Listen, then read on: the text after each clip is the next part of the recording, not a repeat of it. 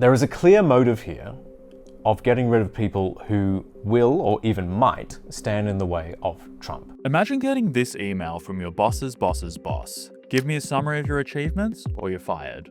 Elon Musk's mass email to his workers sparked an uproar. Workers were confused. Government departments gave them contradictory advice. And the wider public flooded his inbox with accomplishments like this. But this wasn't just a rogue billionaire flexing his power. Musk's email was part of something much bigger. Something that could be traced back to a familiar catchphrase he heard 8 years ago. Drain the swamp. Drain the swamp. Drain the swamp. It's no secret the White House wants government workers to resign. The real question is why? I think there are three main reasons for this. First is what Musk himself professes to be doing, which is reducing the cost of government, something that I think a lot of voters, even Democrats, would support. He thinks it's too big and that by cutting employees, he can save money. That's true to a point. It's just not a very large proportion of the federal budget. So the amount of money actually being saved by doing this is relatively small compared to other programs in the government. The second element here is more ideological. Trump and Musk are clearly of the opinion that the public service is politically biased, that government workers are lazy, freeloading, essentially off the taxpayer.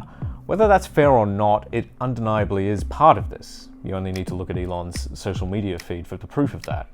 But the third reason has the biggest implications, and for this, we need to look at the government workers who weren't given an option. The third reason is power. This concerns the more targeted firings of federal government workers. We're talking FBI agents, we're talking the inspectors general, who their job was to police corruption, to make sure that the law was being upheld in government actions.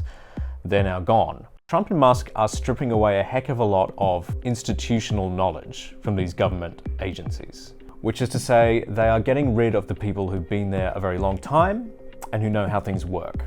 It means you have more amateurs in the key jobs, right? They might be more politically loyal to Trump, they might be more willing to do his bidding, but their competence becomes an issue as well. And that raises the biggest question of all. How much power does Musk really have in Trump's America? I think the issue with this is it's difficult to identify exactly where Elon Musk stands. Is Elon Musk the boss of all workers in the federal government? Government workers obviously already report on their productivity to their bosses. And I'm talking about their line managers, the people who actually work with them, the people who are heads of the agencies in question. What we're talking about here is government workers being asked to report to a new part of the bureaucracy, a more centralized part of it, which doesn't actually have any interaction with their day-to-day work, but still wants to hold them accountable for it. Musk doubled down after the backlash, dismissing his critics as lazy bureaucrats. But don't forget, Musk's empire is built on billions of dollars in government contracts. So is this about government efficiency? Or is it about consolidating power, one email at a time?